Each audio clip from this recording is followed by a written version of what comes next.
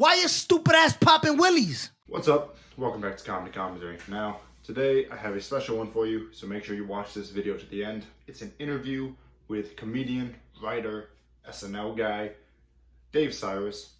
He is a very nice guy. He was nice enough to do this interview with me. Now this is going to be like a 5-part series because I don't want to put the whole 45-minute conversation up on one video. I think that'd be pretty pointless and nobody would watch it. So here's some small digestible clips. This is part 1. And I do recommend watching this if you are a comedy fan and you would like to get into comedy. You'd like to know the insides of the comedy world. This is a very good interview to learn that. So please watch to the end and enjoy the interview. And then SNL hired me because they were essentially they let me write a packet and submit to SNL because they were so happy with how the Justin Bieber roast went.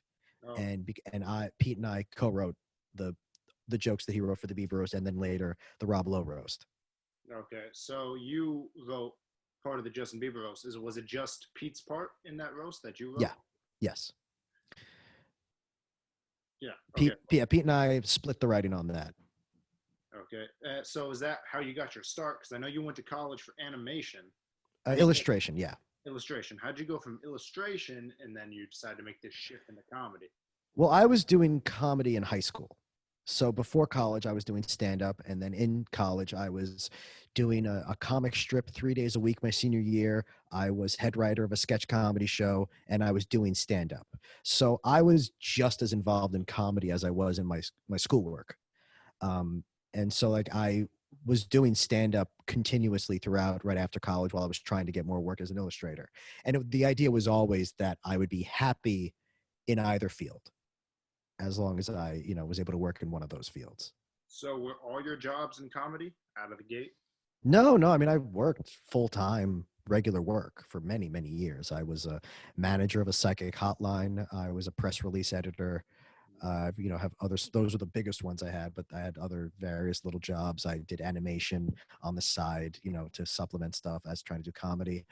But yeah, I mean, I worked, I worked at, doing a lot of customer service type stuff, just wherever jobs I could get just to, support myself. Because I was, of course, a failure in the comedy world for many years, far more years than any rational person would hang in there.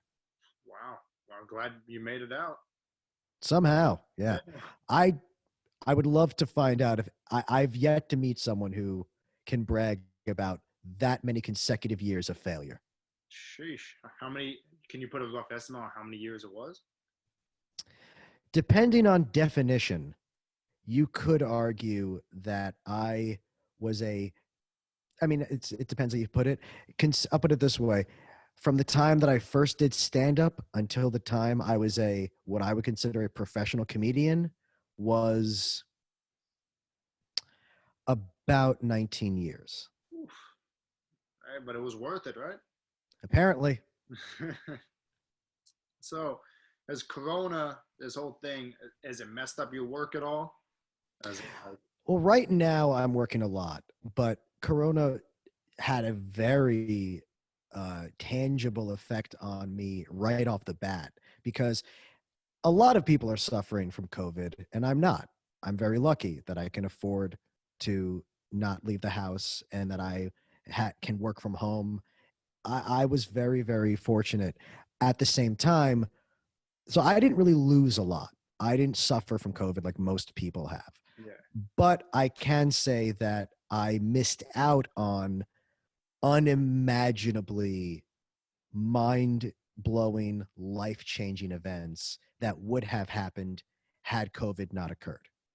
For example, I would have been, if not for COVID, I would have been flown to South by Southwest and been the writer of the premiere movie at South by Southwest, meaning I would have had the highest profile movie premiere at the festival as a honored guest of South by Southwest. The other major films of that event would have been my two biggest musical influences of my life, the Beastie Boys movie and RZA's movie Cutthroat City. So those are the people I probably would have been able to meet. RZA and the majority of the Beastie Boys. After that, I would have gone to Tribeca, and I would have gone to that festival and whatever events or parties or anything. Because I want to be very clear about this. I wrote the movie with Judd, Apatow, and Pete Davidson. They both know exactly what it is to go to a giant event and have people know who they are, respect them for their work, all that. I don't know what that's like. I was about to know what that's like. I also was going to do a Netflix special in April at Netflix is a Joke. Stand-up special? Yes. I had a stand-up special I was going to do in April for Netflix. I also was going to go to the premiere of a movie I wrote. So I was going to be interviewed by my heroes, Ron Bennington and all these people. And most importantly, I was going to be able to go on what I was referring to as my gloating tour, where I would go to all the places where all my friends are, all the comedy clubs, and I would just stand around and gloat to all the people who remembered me as an abject failure. It was really a lot of really cool stuff I was about to get to do that I did not. Heartbreaking. So, certainly can't complain compared to most people. Yeah. But it is interesting to be like, my life was You could complain. You could just about to be unrecognizable. I'd be, if I was in your situation, I'd be complaining all day. But Yeah. good. It's good though. I'm glad it didn't affect you too much. I know you work from basically from noon to 8 or something. Well, I'm currently working on a job that's about those hours. Yeah. That's a sort of meetings, and then I have other stuff I do sort of after, that with other related jobs. It's a lot of juggling. It's a lot of writing with the hope that it ends up being something. You have to spend a ton of amount of time sort of working on things that you hope work out.